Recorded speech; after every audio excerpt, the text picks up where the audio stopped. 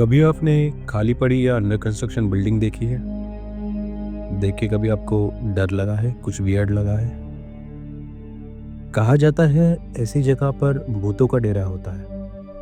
उस जमीन से जुड़ी कुछ कहानी, कुछ पास्ट जरूर होता है। कुछ ऐसा ही हुआ था हैदराबाद की एक अंडर कंस्ट्रक्शन बिल्डिंग में। जिस भी वॉचमैन ने वहां नाइट ड्यूटी की, उसने डर से वो शहर हमेशा के लिए छोड़ दिया। तो आगे बढ़ने से पहले स्वागत है आपका मिस्टिक निखिल चैनल पे, और हॉरर और मिस्ट्री से भरे वीडियोस देखने के लिए आज ही सब्सक्राइब कीजिए मिस्टिक निखिल चैनल को। हैदराबाद के आउटस्कर्ट में एक नया बिल्डर बिल्डिंग बना रहा था। काम तो जोरों शोरों से शुरू था, पर अजीब बात यह थी कि बिल्डिंग अब तक बन के पूरी नहीं हो पा रही थी। हर बार काम तेजी से शुरू होता और अचानक रुक जाता। कुछ ना कुछ ऐसा हो रहा था बिल्डर के साथ या उस कंस्ट्रक्शन साइट पे, जिससे वो काम या तो स्लो हो जाता या कुछ दिनों के लिए बंद ही हो जाता। ऊपर से वहां पर कोई भी वॉचमैन नाइट शिफ्ट के लिए काम करने के लिए रेडी नहीं हो रहा था।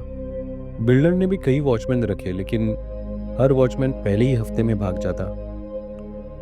उनका कहना था कि वहां रात में कोई और भी रहता है, ऐसा कोई जो इंसान नहीं है। और इस सब के बीच बिल्डर को एक नॉर्थ इंडिया से एक वॉचमैन मिला, जिसका नाम था विनोद। विनोद को वैसे भी काम की जरूरत थी। विनोद लंबा चौड़ा था, हाँ बॉडी बिल्डर तो नहीं, लेकिन उसका शरीर मजबूत था। तो बिल्डर को भी लगा कि ये आदमी डरपोक नहीं होगा, और देख के लग भी रहा था कि विनोद डर कर तो नहीं भागेगा और बिल्डर का प्रॉब्लम भी सॉल्व हो जाएगा। अब विनोद अपने नौकरी के पहले ही दिन, पहली रात को उस साइट पर पहुंचा। डे शिफ्ट वाले वॉचमैन ने उसे सारा काम समझा दिया और साइट पर कौन सी चीज कहाँ रखी है, कहाँ पर है, ये सारी इंफॉर्मेशन दी। पर विनोद ने एक चीज ऑब्जर्व की कि डे शिफ्ट वाला वॉचमैन बड़ी हड़बड़ी में उसे सारी इंफॉर्मेशन बता रहा था, जैसे कि एक बार सब चीजें बताकर वो वहां से निकल जाना चाहता था। फिर कुछ देर में सारे मजदूर चले जाते हैं और अब बिल्डिंग का ढांचा देखने में एकदम डरावना लग रहा था। चारों ओर बस शांति। विनोद गार्ड रूम में अपनी चेयर पर बैठा और अपने बैग से चाय का थर्मस निकाला और कुछ चाय पी ली। अब जैसे जैसे रात बढ़ रही थी, उस जगह की कहानी अब रंग लेने लगी।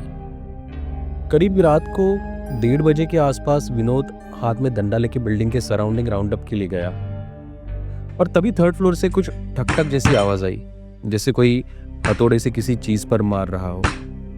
विनोद ने सोचा कोई मजदूर अब भी ऊपर रुका होगा, तो विनोद टॉर्च लेकर ऊपर चला गया। विनोद जब थर्ड फ्लोर पर पहुंचा तो उसने देखा कि पूरे फ्लोर पर सन्नाटा है, और वो घूमकर वापस जाने ही वाला था कि पीछे से सीढ़ियों पर किसी की कदमों की आवाज आई। उसने आवाज भी दिखी कौन है, लेकिन कोई जवाब नहीं आया, पर कदमों की आवाज जरूर रुक गई। उसने सीढ़ियों पर टॉर्च की लाइट भी फेंकी, पर सीढ़ियों पर कोई नहीं था, सीढ़ियां बिल्कुल खाली थी। अब उसने सोचा कि शायद कोई बिल्ली होगी, और वो अब सीढ़ी से नीचे उतरने लगा। अब जैसे ही वो नीचे उतर ही रहा था कि उसने देखा कि सेकेंड फ्लोर के एक अंडर कंस्ट्रक्शन फ्लैट के एक कमरे में किसी की परछाई खड़ी है। लंबी दुबली सी, बिखरे बाल, बट चेहरा क्लियर नहीं दिख रहा था। मेरा थोड़ा डर जाता है, और थोड़ा हिम्मत करके उसने उस टॉर्च की लाइट को उस परछाई की तरफ किया, तो वो परछाई जैसे वहां पर थी नहीं, वो परछाई वहां से गायब हो गई। और अब इस मोमेंट तक विनोद बहुत घबरा गया था, और वो वहां से भागना चाहता था, पर जैसे उसके पैर डर से फ्रीज हुए हो, वो भाग नहीं सक रहा था। पर हिम्मत करके वो नीचे तक भागा और गार्ड रूम में आकर उसने अपना दरवाजा बंद कर लिया। उसको यकीन था कि ये उसका वहम नहीं था, वहां पर एक परछाई या फिर कोई तो खड़ा जरूर था। और ये सब वो सोच ही रहा था कि तब गार्ड रूम के दरवाजे पर बाहर से कोई नाखून से खरोच रहा हो ऐसी आवाज आने लगी, और दरवाजा भी जोर जोर से हिलने लगा, इतना कि विनोद को डर लगने लगा कि अब ये दरवाजा शायद टूटकर अंदर ही ना गिर जाए। विनोद डरकर कोने में खड़ा रहा और उस दरवाजे को देखता रहा। थोड़ी देर के बाद सब कुछ शांत हुआ, पर विनोद की हिम्मत नहीं हो रही थी कि बाहर जाकर देखे कि जो उस दरवाजे को खरोच रहा था या दरवाजे को हिला रहा था वो कौन है, और वो चला गया है कि नहीं। और रात के ऑलमोस्ट 2:30 बजे पूरी बिल्डिंग की लाइट चली गई, मानो पूरी बिल्डिंग जैसे अंधेरे में समा गई।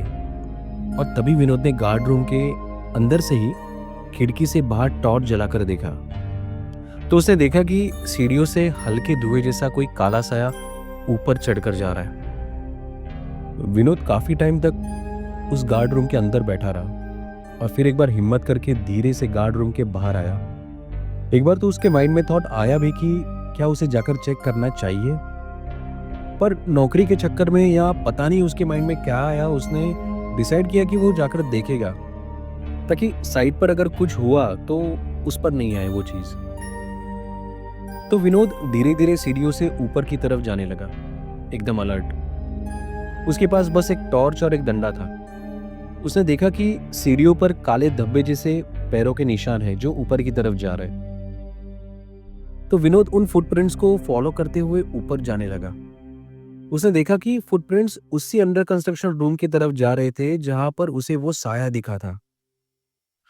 और विनोद ने जैसे ही उस रूम के अंदर कदम रखा, उसने महसूस किया कि वहां की हवा बहुत ज्यादा ठंडी है।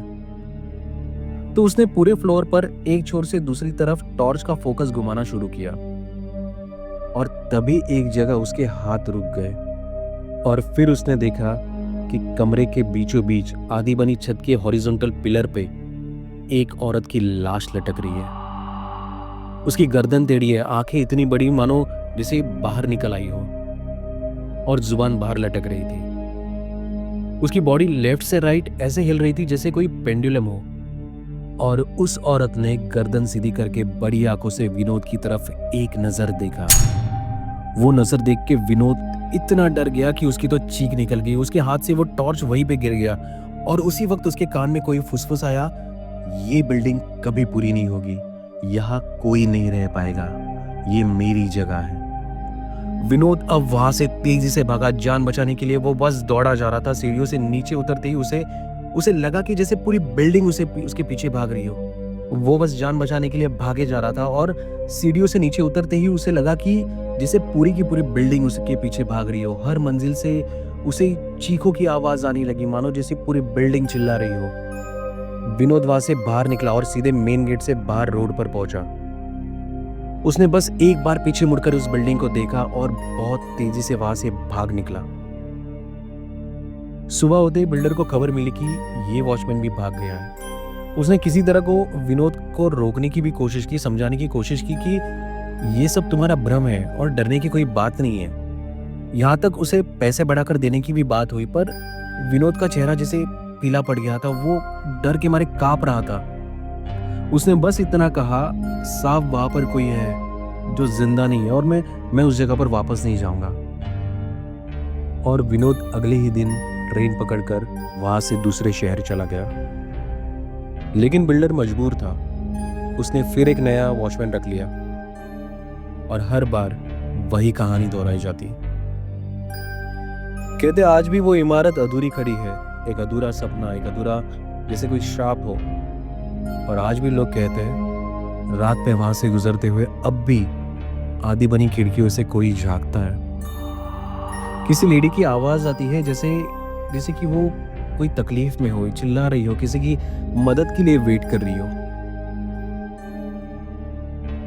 सो गाइज, आपको क्या लगता है कौन होगी वो औरत? ऐसा क्या हुआ होगा उस साइट पर उसके साथ कि जिस वजह से उस आत्मा ने उस बिल्डिंग को कंप्लीट होने ही नहीं दिया? अगर आप विनोद की जगह पर होते तो आप क्या करते? अपने व्यूज कमेंट करके बताइए। और आपको आज की कहानी अच्छी लगी हो तो वीडियो को लाइक कीजिए और चैनल को सब्सक्राइब जरूर कीजिए। तो एक और हॉरर और मिस्ट्री से भरी कहानी के साथ मिलते हैं अगले वीडियो में। तो तब तक के लिए goodbye and take care.